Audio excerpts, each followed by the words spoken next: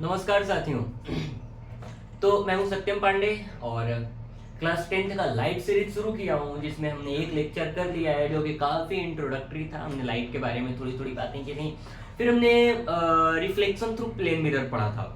तो दो बातें हमने कर रखी हैं पहले लेक्चर में, ठीक है। आगे की बातें हम इस लेक्चर में करेंगे। तो जो आज हम पढ़ने वाले हैं वो है क्या है, हाँ, स्फेरिकल मिरर। ओके, तो आज के लेक्चर में हम पढ़ने वाले हैं spherical mirror, field of view, थोड़े बड़े भौकाल वगैरह देखेंगे, बस ऐसा ही थोड़ा बहुत कुछ पढ़ेंगे, है ना। चलो, तो आप आ ही गए हो, अभी तो ग्रुप भी गए हो, तो लास्ट तक देख लेना, मजा आ जाएगा। ठीक है, शुरू करते हैं। तो आज का पहला हेडिंग ही होगा मेरा स्फेरिकल मिरर। क्या होगा दोस्त? Spherical mirror. आप सोचोगे कि ये स्फीयर क्या होता है? स्फीयर क्या होता है? क्रिकेट बॉल देखा है, फुटबॉल देखा है, ये सब क्या है? स्फीयर। सर्कल और स्फीयर में फर्क होता है। क्या फर्क होता है? सर्कल एक 2 डायमेंशन बॉडी है। जैसे पहले वो डिस्क लगाते थे ना टीवी वगैरह में, हाँ, तो वो डिस्क क्या है? एक सर्कुलर शेप है, ठीक है। क्रिकेट बॉल वो क्या है? स्फीयर है। फुटबॉल क्या है? स्फीयर है। वॉलीबॉल, बास्केटबॉल, ये सब क्या है? स्फीरिकल शेप है। तो स्फीयर एक 3 डायमेंशन बॉडी होती है और सर्कल एक 2 डायमेंशन बॉडी होती है, ठीक है। आगे बढ़ते हैं दोस्तों। तो इस मिरर को स्फेरिकल मिरर क्यों कहा गया? इस मिरर को स्फेरिकल मिरर क्यों कहा गया? क्योंकि ये एक स्फीयर से बना होता है। अच्छा, स्फीयर से, हाँ बिल्कुल, स्फीयर से बना होता है। तो इसका डेफिनेशन क्या? एक बार डेफिनेशन लिखा दो। तो लिख देते हैं, मिरर मिरर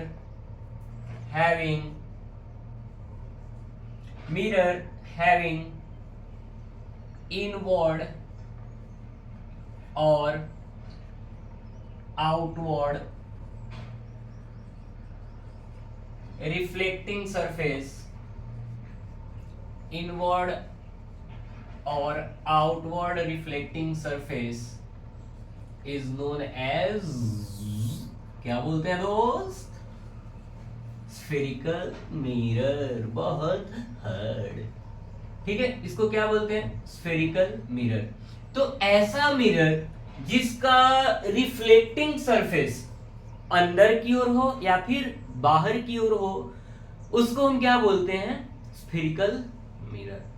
अंदर और बाहर का क्या मतलब है मैं सब बताऊंगा आपको, कोई भी चिंता करने की बात नहीं है। अभी आप ये डेफिनेशन लिखो, अभी एकदम मस्त चीज आने वाला है। तो मैं आपको पहले बता रखा हूं कि स्फेरिकल मिरर किससे बना है? स्फीयर से। तो मेरे दोस्त पहले हम इसका फॉर्मेशन समझते हैं कि आखिर ये बनता कैसे है।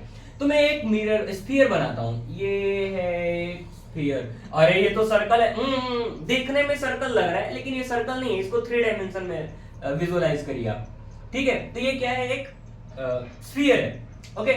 अब इस स्फीयर को मैं 2 पार्ट में कट कर रहा हूं। यहां से कट कर दिया और यहां से कट कर दिया, ठीक है, समझ आ रहा है? इस पे अब इधर क्या कर रहा हूं मैं? पेंट कर रहा हूं। ये स्फीयर है, मान लो कोई एक बॉल है, क्रिकेट बॉल है, वॉलीबॉल है, उसको मैं काट दिया, काट के पीछे की साइड पेंट कर दिया। तो ये वाला साइड जो है मैं पेंट कर रहा हूं। ये क्या कर दिया मैं? पेंट कर दिया। क्यों पेंट करते हैं वो भी मैं बताऊंगा, वो भी मैं सब बताऊंगा। और अंदर का जो पार्ट है, जैसे आपने काटा वॉलीबॉल को, अंदर का जो पार्ट है उसको सिल्वर वगैरह से पेंट करो। अंदर वाला पे क्या करो? सिल्वर की कोटिंग करो। क्यों सिल्वर की कोटिंग करो वो भी मैं बताऊंगा, सब बताऊंगा, आप बस टिके रहो मेरे साथ। तो यहां पर सिल्वर की कोटिंग कर दी है हमने अंदर की ओर, ठीक है। और बाहर क्या कर दिया है हमने? पेंट कर दिया है, पेंट कर दिया है, ठीक है। अब इसमें क्या करेंगे? इसमें बाहर पेंट किया था तो इसमें क्या कर दो? अंदर पेंट कर दो। क्या कर दो? अंदर पेंट कर दो। अच्छा, लो, अंदर क्या कर दिया? पेंट कर दिया। अब क्या करना है दोस्त? बाहर क्या करना है? सिल्वर की कोटिंग। बाहर क्या करेंगे? सिल्वर की कोटिंग। ये लो, सिल्वर की कोटिंग हो गई। अब बाकी जो पार्ट है इस स्फीयर का, अच्छा ये एक स्फीयर है तो इसका कहीं सेंटर भी होगा, तो मान लेते हैं ये वाला क्या है? सेंटर है। अब बाकी पार्ट को हटा दो, ये दुनिया, उसी तरह इस दुनिया की तरह ये भी पार्ट हमारे किसी काम का नहीं है। तो ये सारे पार्ट हमारे किसी काम के नहीं है। अगर आप गौर से देखोगे, मैं ये लाइन भी मिटा देता हूं मेरे दोस्त, मैं ये लाइन भी मिटा देता हूं। तो ये लो, इसको भी मैंने मिटा दिया। अब अगर आप देखोगे यहां पर तो दो सरफेस हैं जो कि बेंड है ना? कैसे बेंड है? ये वाला अंदर की ओर बेंड है और ये वाला बाहर की ओर बेंड है। सही है। अब इस मिरर को हम क्या बोलते हैं? ये वाला जो मिरर है, इसको देखोगे ना तो केव लाइक स्ट्रक्चर है, ऐसा है। शेर का गुफा कैसा होता है? ऐसा होता है ना? तो ये वाला अंदर वाला क्या है? रिफ्लेक्टिंग सरफेस, और बाहर हमने क्या कर दिया है? पेंट कर दिया है। और ये क्या है? अंदर वाला क्या है? रिफ्लेक्टिंग सरफेस होता है। तो ये बिल्कुल शेर की गुफा जैसा ये ऐसा है, ठीक है? ऐसा है ना? ऐसा दिखेगा ना, वो तो वॉलीबॉल कट करोगे तो ऐसा एक सरफेस दिखेगा। तो बिल्कुल ये ऐसा ही है। अब इसको हम क्या बोलते हैं? केव लाइक स्ट्रक्चर है, तो इसको क्या बोल देंगे? Concave mirror. ठीक है। अब ये क्या है? अच्छा, ये क्या है? अंदर की ओर बेंड है, और ये क्या है? बाहर की ओर बेंड है, ऐसा बेंड है ना? तो रिफ्लेक्टिंग सरफेस ये वाला है, तो ये कौन सा मिरर हो जाएगा? Convex mirror. बस आप एक बार बने रहो, फिर देखो मजा आ जाता है। ये क्या है? Convex mirror. ये हो गया कॉनकेव मिरर और ये हो गया कॉन्वेक्स मिरर। अब बात आती है कि आपने इधर पेंट क्यों किया, क्यों पेंट कर दिया? तो पिछले लेक्चर में आप याद करो, मैंने आपको बताया था कि लाइट तीन प्रॉपर्टी शो करती है। कौन सी? रिफ्लेक्शन, एब्जॉर्प्शन और ट्रांसमिशन। मतलब अगर लाइट किसी सरफेस पर पड़ती है तो या तो वो रिफ्लेक्ट हो जाएगी, या तो वो सरफेस उसको एब्जॉर्ब कर लेगा, या फिर उसके थ्रू बाहर निकल जाएगी, है ना? तो लाइट हम चाह रहे हैं इसमें कि ये सरफेस अच्छा रिफ्लेक्ट करे, खूब बढ़िया रिफ्लेक्ट करे, है ना? ये मिरर का काम क्या होता है? लाइट को रिफ्लेक्ट करना।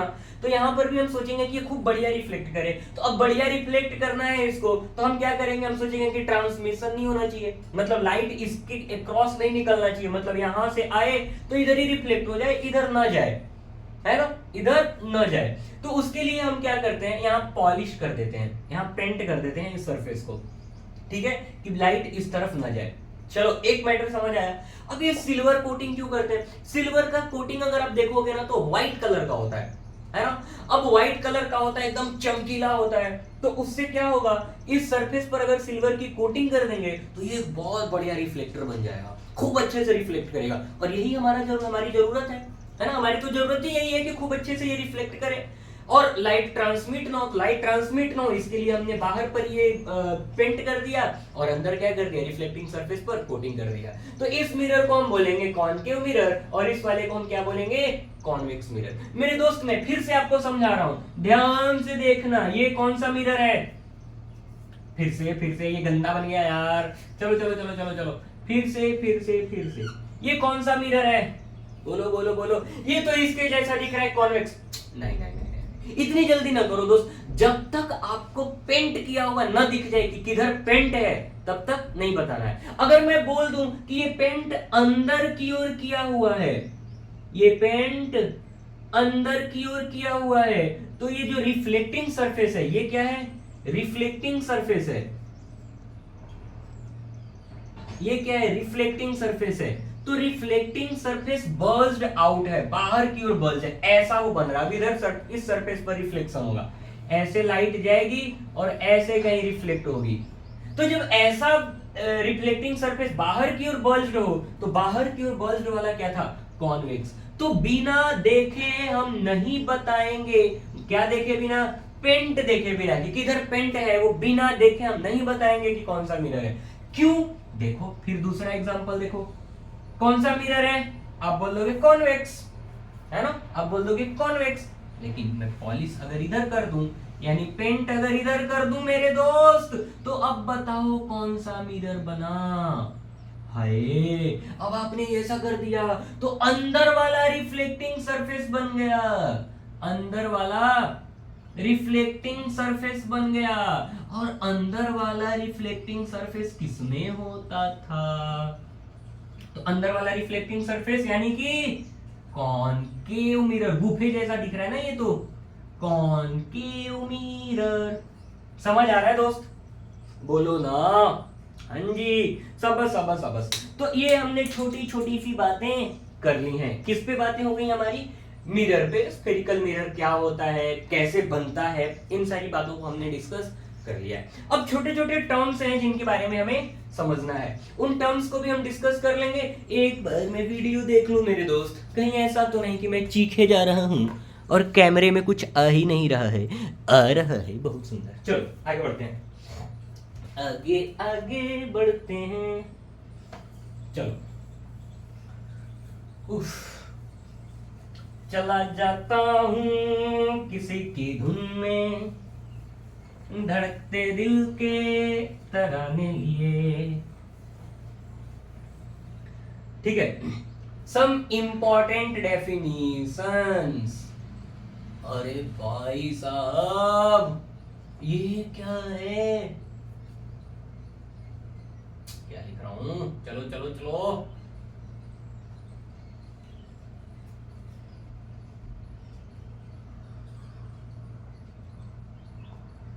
ठीक है, कुछ इंपॉर्टेंट चीजें देखते हैं, है ना।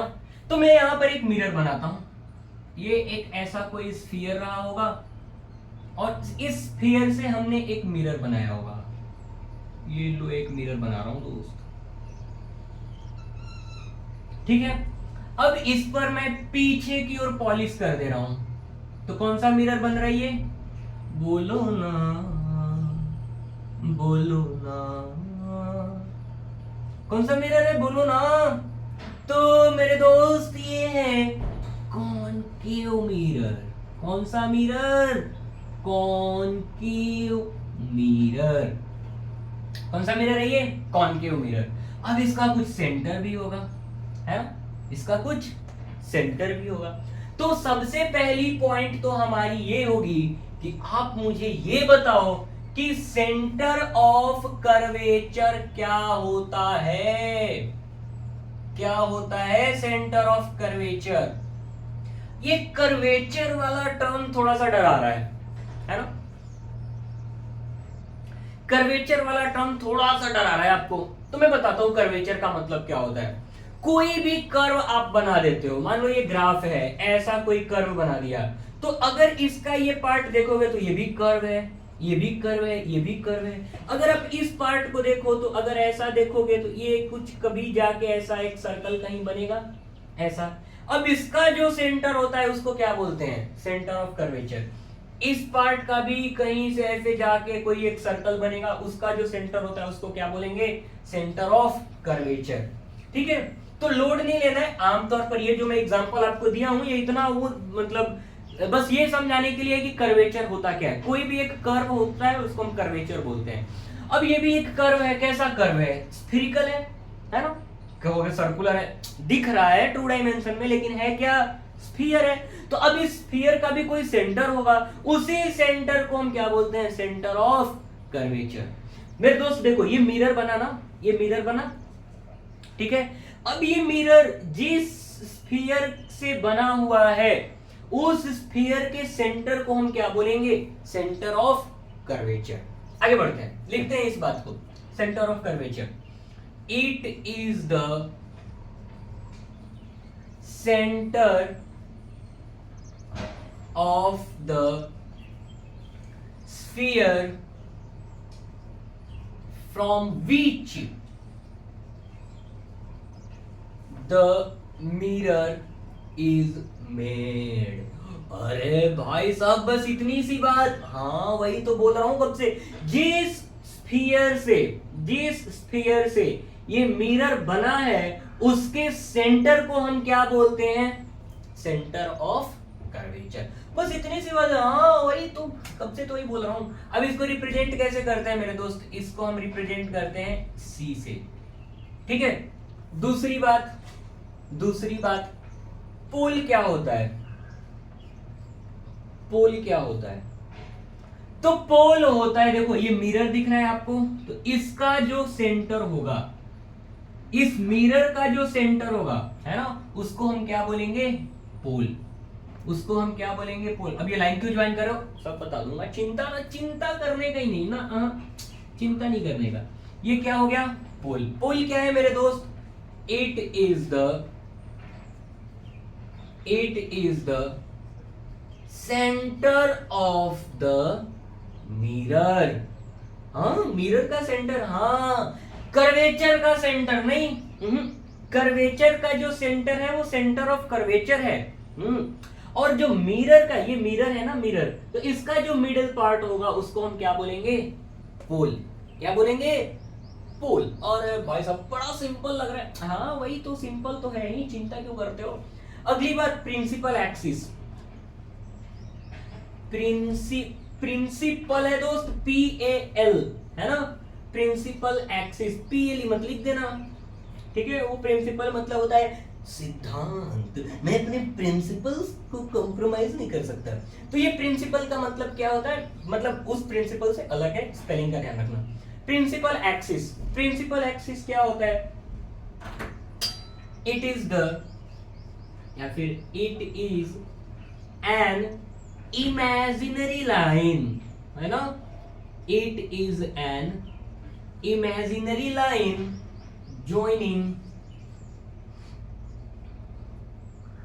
joining the center of curvature and the pole। क्या है ये प्रिंसिपल एक्सिस? क्या है? एक ऐसा लाइन जो सेंटर ऑफ कर्वेचर और पोल को ज्वाइन करे। I am very sorry, please wait. Okay, I am sorry दोस्त। अरे यार अभी भी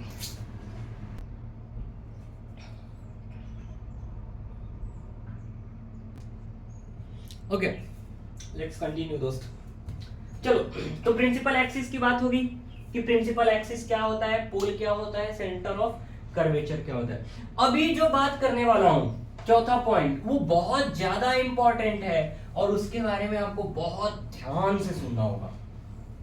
इसके बारे में आपको बहुत ध्यान से सुनना होगा, अगर नहीं सुनोगे दोस्त तो फिर फिसल जाएगा, ठीक है? चौथी बात क्या है? फोकस। इसके बारे में मैं बार बार बोल रहा हूं, थोड़ा ध्यान से सुनना। फोकस क्या होता है? पहले मैं डेफिनेशन लिख देता हूं और फिर उसके बाद डिस्कस करेंगे। लिखना मेरे साथ के साथ। फोकस क्या होता है? इफ, या फिर टन टन टन, it is the point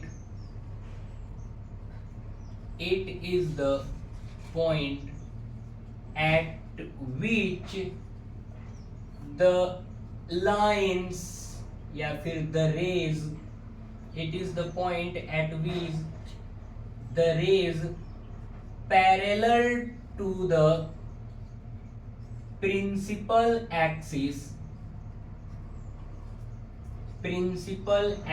it is the point at which the rays parallel to the principal axis meets or seems to be meeting। दोनों बात है दोस्त, seems to be meeting after the reflection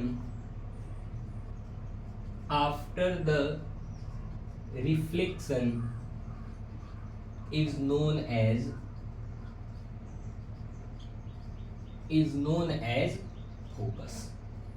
अरे भाई साहब ये तो टफ लग रहा है। कोई टफ नहीं है, अभी दिखाता हूं। देखो, ये कौन सा मिरर है?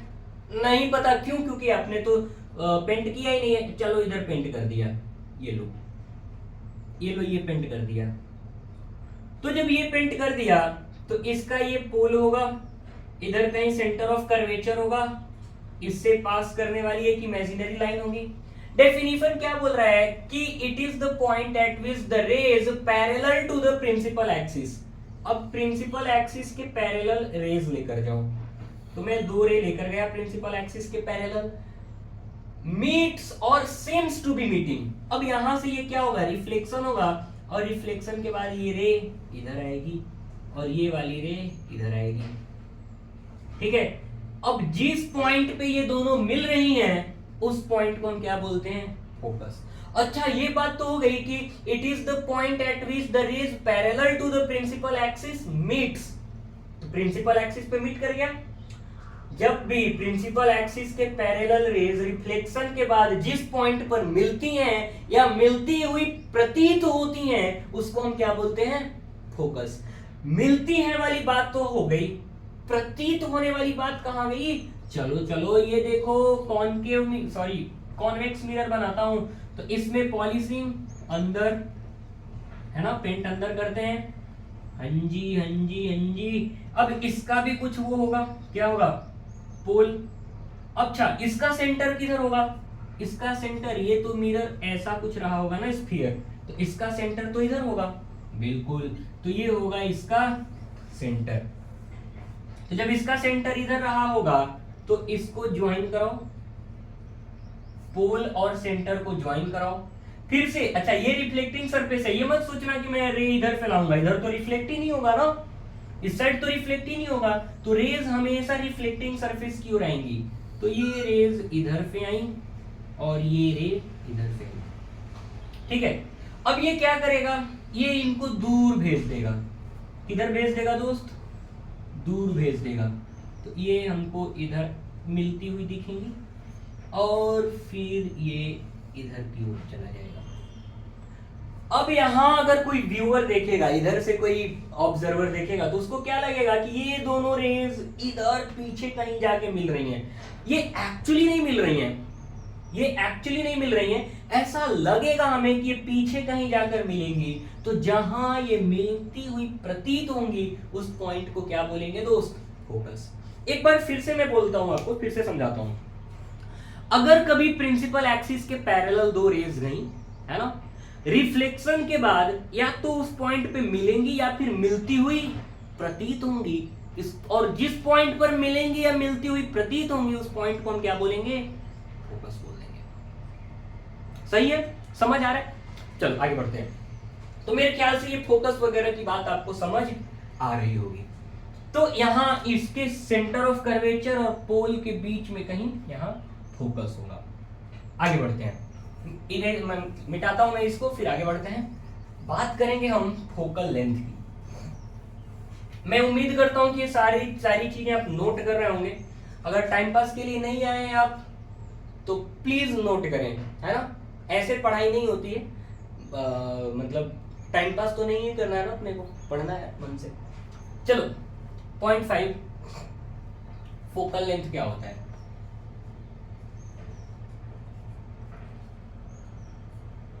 लेंथ का मतलब क्या होता है?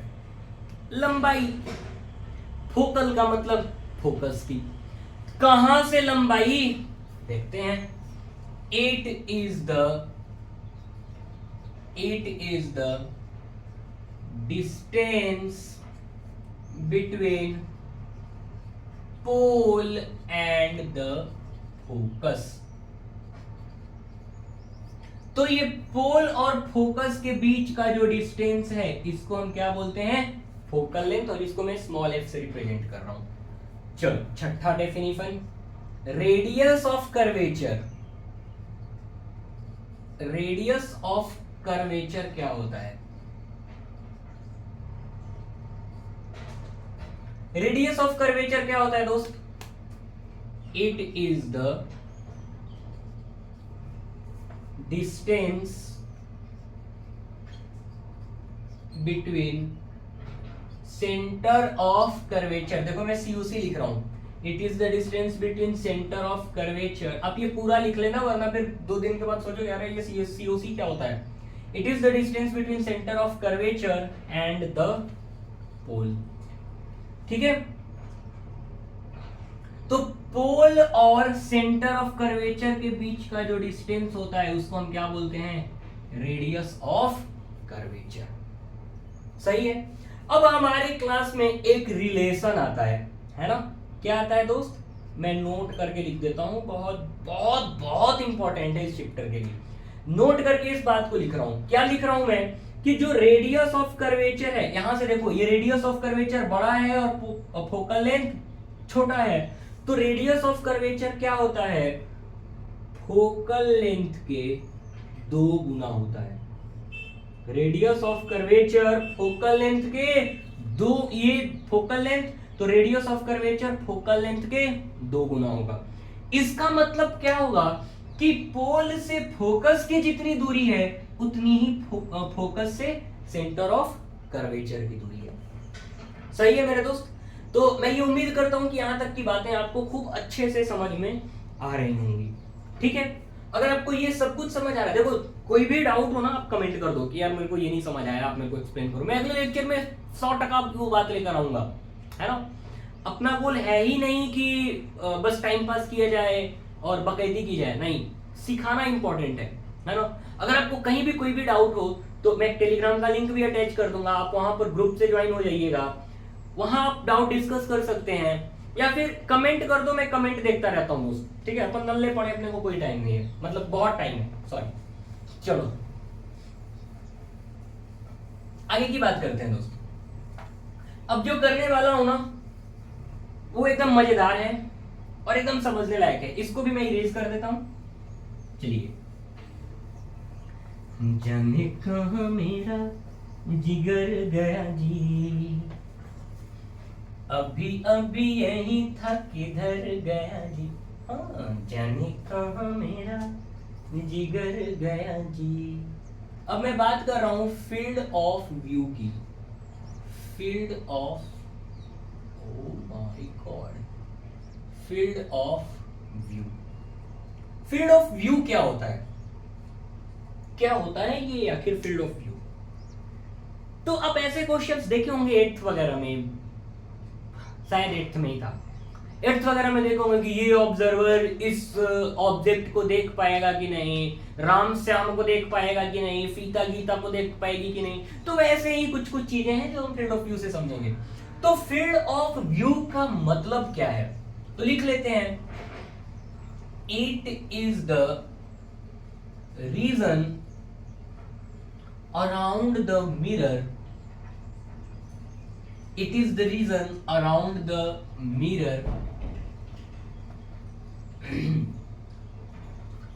it is the region around the mirror where the image formed by the object can be seen, object can be seen by the observer। ठीक है, तो ये क्या है, it is the region around the mirror where the image formed by the object can be seen by the observer. कैसा होता है मैं बताता हूं आपको, और कैसे फील्ड ऑफ व्यू डिसाइड करते सब बताता हूं। मान लो ये प्लेन मिरर है ना, इधर क्या कर दिया हम, पॉलिश कर दिए, पेंट कर दिए, तो ये रिफ्लेक्टिंग सरफेस हो गया, मतलब इधर से ही रिफ्लेक्शन होगा। यहां पर एक इमेजिनरी एक्सिस ड्रॉ कर देता हूं। अब हमसे पूछ रहा है कि मान लो ये हीरा लाल है, ये कौन है दोस्त, हीरा लाल, और इधर रखा हुआ है पन्ना लाल। हाय, पन्ना की तमन्ना है कि हीरा मुझे मिल जाए। तो चलो दोस्त, तो क्वेश्चन है कि क्या हीरा लाल पन्ना लाल को देख पाएगा? कैसे डिसाइड करेंगे देख पाएगा कि नहीं? अगर ये पन्ना लाल इस मिरर के फील्ड ऑफ व्यू में लाई करेगा तब तो दिखाई देगा, अगर इसके फील्ड ऑफ व्यू में लाई नहीं करेगा तो नहीं दिखाई देगा। सिंपल सी बात है दोस्त, अगर ये पन्ना लाल हीरा लाल के फील्ड ऑफ व्यू में दिखाई रहे होगा तब तो दिखाई देगा, अगर नहीं होगा तो नहीं दिखाई देगा। अब कैसे डिसाइड करेंगे है कि नहीं है? एक काम करते हैं, यहां से एक रे लेकर आओ इस एंड पे, और यहां से एक रे लेकर आओ इस एंड पे, और इस रे को ये नॉर्मल ड्रॉ करो, जितने एंगल पर ये रे आई है उतने एंगल पर चली जाएगी। अच्छा, लॉज ऑफ रिफ्लेक्शन में तो पढ़ा था, हाँ वही तो। अब यहाँ पर भी जितने एंगल पर ये रे आई है उतने एंगल पर ये रे चली जाएगी। ठीक है, तो फील्ड ऑफ व्यू क्या है? ये रहा फील्ड ऑफ व्यू। अब इतने रीजन में आप कोई भी ऑब्जेक्ट रखोगे तो वो हीरा लाल को दिखेगा ही दिखेगा। तो क्या ये पन्ना लाल आ रहा है इस फील्ड ऑफ व्यू में? बिल्कुल। तो क्या ये हीरा लाल पन्ना लाल को देख सकता है? हाँ देख सकता है। अगर यही पन्ना लाल यहां होता तो अच्छा, ये क्या यहां पर मान लो मैं कुछ भी रख लेता हूं नाम। क्या रख लूं? गीता रख लेता हूं, गीता। तो क्या हीरालाल गीता को देख सकता है? नहीं देख सकता है। तो यहां पर एक पॉइंट देख लो, हीरालाल ये क्या है? Observer can see. किसको किसको देख सकता है? पन्नालाल को तो देख सकता है, can see Pannalal, but can not see Geeta. Geeta को नहीं देख सकता है। क्यों? ऐसा क्यों? Because Geeta does not lie in the field of view of Hiralal. ठीक है, ऐसा क्यों मैं बोल रहा हूं? क्योंकि हीरालाल के फील्ड ऑफ व्यू में गीता लाई नहीं करती है, इसलिए गीता को हीरालाल नहीं देख पाएगा। लेकिन पन्नालाल लाई करता है मेरे दोस्त, इसलिए पन्नालाल दिख जाएगा। समझ आ रहा है यहां तक? कोई दिक्कत है तो बताइए।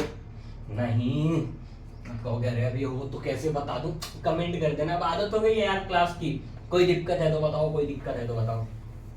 चलो आगे बढ़ते हैं। ठीक है, अब इसी फील्ड ऑफ व्यू पे, ये तो प्लेन मिरर क्या फील्ड ऑफ व्यू है ना? बाकी दोनों रिफ्लेक्टिंग वो स्फीरिकल मिरर्स के बारे में भी हम बात करेंगे। उनका फील्ड ऑफ व्यू कैसा होगा? उनका फील्ड ऑफ व्यू कैसा होगा? चलो ठीक है दोस्तों, तो चलो अब कॉनकेव मिरर की बात करते हैं कि कॉनकेव मिरर का फील्ड ऑफ व्यू कैसा होगा। तो ये कॉनकेव मिरर मैंने ड्रॉ कर लिया है ना, ये प्रिंसिपल एक्सिस है। मान लो ये ऑब्जर्वर यहां है, तो यहां से कुछ ऐसा होगा, इधर से एक रे आएगा और रिफ्लेक्ट होके यहां तक आएगा। ओ ओ पो पो, यहां नहीं, एंड पे ड्रॉ करते हैं ना, सॉरी आई एम सॉरी। ऐसा कुछ होगा, इधर फेक रे आएगी, इसके एंड पे टकराएगी और इधर आएगी, और इधर फेक रे आएगी, इसके एंड पे टकराएगी और इधर जाएगी। तो ये वाला जो रीजन है, ये वाला, ये क्या है? कॉनकेव मिरर है। कॉनकेव कैसे? पॉलिश तो करो। हाँ अब समझदार हो चुके हो मेरे दोस्त। ये लो कॉनकेव मिरर। अब क्या हो गया? ये क्या हो गया? इसका फील्ड ऑफ व्यू हो गया। किसका? कॉनकेव मिरर का। कॉन्वेक्स मिरर का फील्ड ऑफ व्यू दिखाओ मुझे। हाँ अभी दिखाता हूं। ये लो, ये कौन सा मिरर है? हाँ जी एकदम सही पकड़ा है आपने। ये है कॉन्वेक्स मिरर। इसका ये सेंटर ऑफ कर्वेचर कुछ होगा, ये थोड़ा सा ज्यादा हो गया, ऐसा कर लेते हैं। ठीक है, अब यहां से कोई रे आएगी या फिर ये रे ऐसे जाएगी, यहां टकराएगी और फिर इधर की ओर निकल लेगी, फिर यहां से यहां जाएगी, टकराएगी और फिर इधर की ओर निकलेगी। थोड़ा और ऐसे डिस्पर्स हो गई। ठीक है, तो थोड़ा सा ऑकवर्ड दिख रहा है, सिमेट्रिकल दिखाने की मैं कोशिश कर रहा हूं।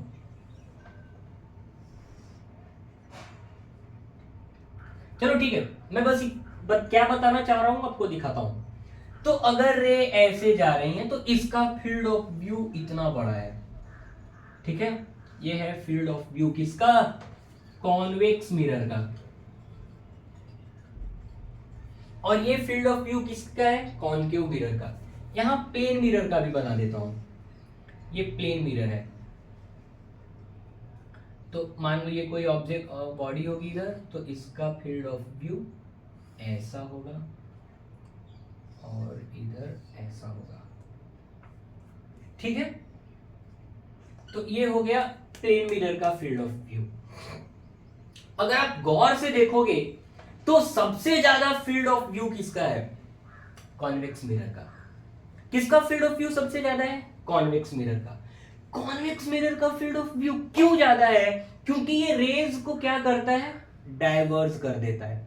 रेज को क्या करता है? डाइवर्स कर देता है। याद करो जब मैं फोकस वाला डायग्राम बनाया था एक्सप्लेन करने के लिए, तो मैं क्या किया था, इसमें पैरेलल रेज ले जा रहा था, ये रे को क्या कर रहा था? दूर कर दे रहा था, और कॉनकेव मिरर रेज को क्या कर रहा था? पास ला रहा था, है ना, ऐसे कर रहा था कॉनकेव, और कॉन्वेक्स क्या कर रहा था? दूर कर रहा था। समझ आ रहा है? तो ये चूंकि दूर कर रहा है, डाइवर्स, देखो पैरेलल जा रहा था, अब इसको क्या कर दिया? डाइवर्स कर दिया, इसलिए इसको डाइवर्जिंग मिरर कहते हैं। और ये पैरेलल रेज ऐसे जा रही हैं, इनको ये क्या कर दिया?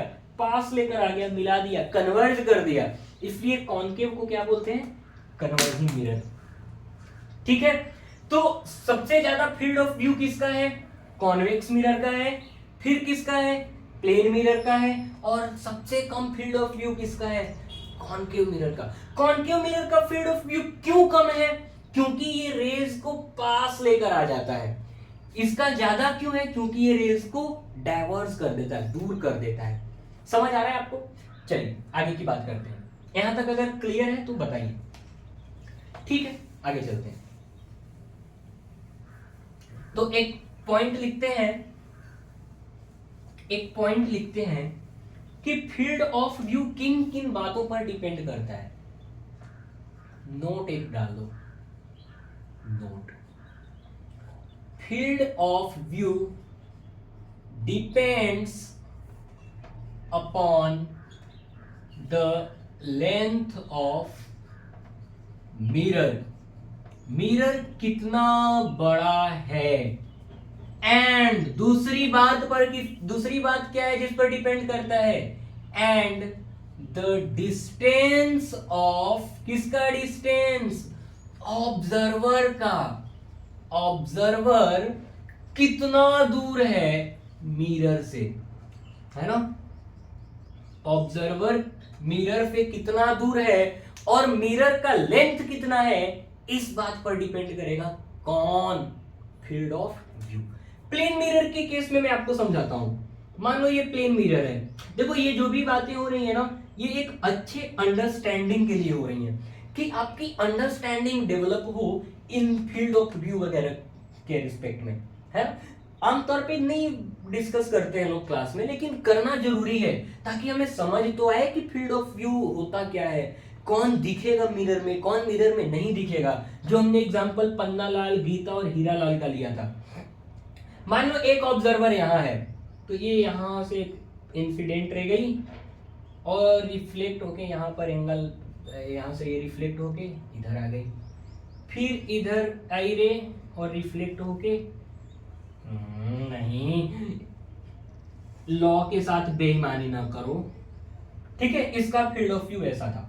अगर ऑब्जर्वर पास में हो तो क्या होगा दोस्त? देखो ये इंसिडेंट रे, ये एंगल ज्यादा, रिफ्लेक्ट भी, मतलब एंगल ऑफ रिफ्लेक्शन भी ज्यादा। अब उसी तरह, या फिर इसको डॉटेड से बना दूं क्या?